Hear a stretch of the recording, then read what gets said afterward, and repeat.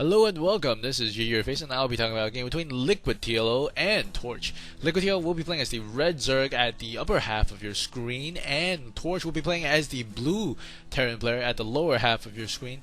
The map is going to be Desert Oasis, and since the beginning of retail, this map has gotten multiple strategic and cosmetic changes. One of the things to note is that the natural expansion for the players that are directly outside is no longer a wide open space. There are two choke points, one over here with a set of destructible rocks, and another location over here, a much smaller choke that is also has some bushes over there.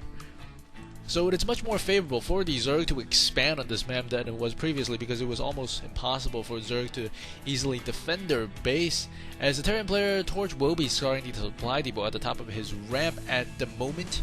And if you have not seen Game 1 between these two players, I would highly recommend you check it out, because there was a lot of very good micro and in my opinion, very strange units were used, but those were very creative plays from both these players. We do see Refinery is going down for TorcH as he's starting his build order, not even putting down the barracks just yet, but getting the Refinery ahead of time. And I think Liquid TLO is going to be scouting, and I have a feeling that he's going to expand before the spawning pool, because this map is very easy to be expanding, and Liquid TLO could block up the barracks here, and ooh, a couple of milliseconds late, and he might have been able to block that if he were slightly early. Two SCVs come to escort Liquid TLO around Club TorcH, and TorcH is going to take one SCV back as the Overlord is going to come in here, and I think the drone is trying to stay alive as long as possible, as we do see a hatchery probably going down at the upper right hand corner, and the drone wants to stay alive as long as possible to block this area off, because you can prevent your opponent from putting down the tech lab or the reactor. Ooh, a couple of SCVs come off the line.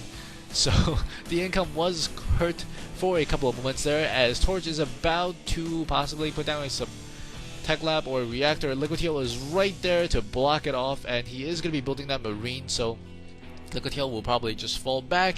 And we do see the spawning pool is going up for Liquid TLO at the moment, and a secondary refinery, very interesting for TorcH, as he's going to be changing his build up a little bit.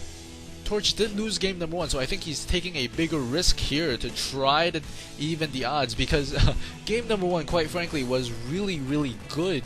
And Marine is going to be shooting this drone. It's down to 3 HP. Now it's healing slightly. Now Liquid TLO has to be careful not to go near the edges, because the Marine can still shoot.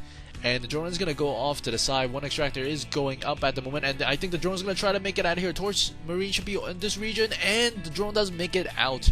Factory is going up along with the orbital command.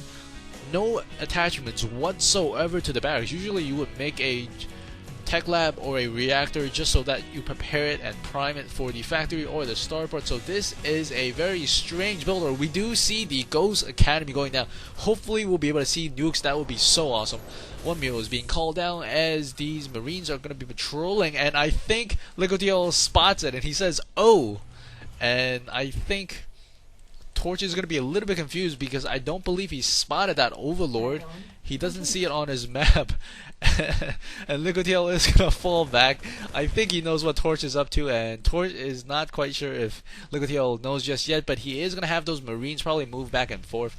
This is probably not the best location for a Ghost Academy. You probably want to put it down here possibly, or over here, so it's a little bit further away from your opponent and a little bit easier to be hidden. And we do see a nuke is on the way. That is awesome. And we take a look at the middle of the map. A couple of drones falling back to the base as the Marines are watching over the side of the base. I think he really needs to guard the Overlord. I think the Overlord is coming back to take a second look to see if TorcH canceled it, but no, TorcH did not cancel. He's actually getting a nuclear weapon inside that glorious compound, and we do see the starport is finishing. As we take a look at each player's APM, both about the same at the moment, not very high. I think TLO is feeling a little bit relaxed that he spotted it that early, and these Marines are just moving back and forth, and one Ghost is out on the field. I don't believe there is a cloak, but we see metabolic boost being researched for the Zerglings, and a couple of Zerglings are going to be running across the map very shortly.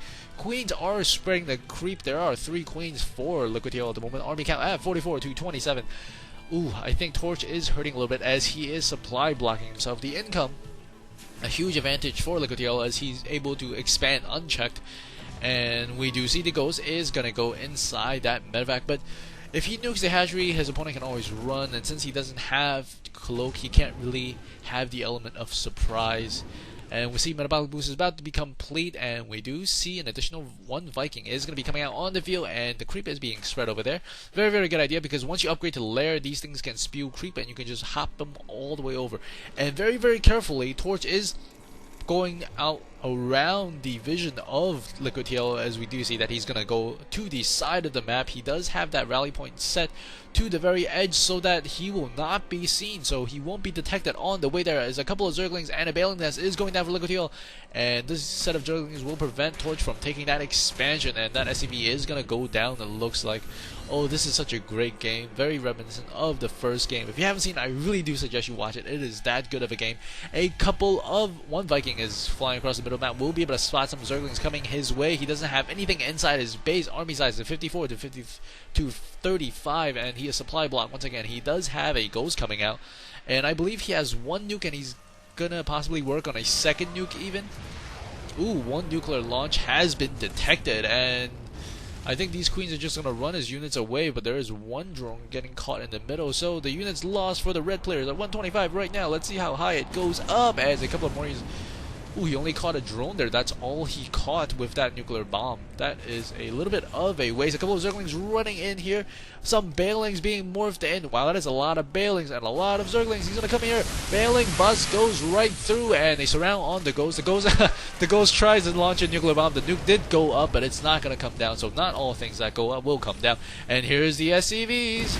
Oh, that is a ton of SCVs that just went down. I think that might have been it. But that was very, very creative play from TorcH, even though it didn't work out. But it was definitely worth a try. I hope you guys found that enjoyable. If you like what you see, please do subscribe. And also follow me on Twitter at twitter.com/GGYourface.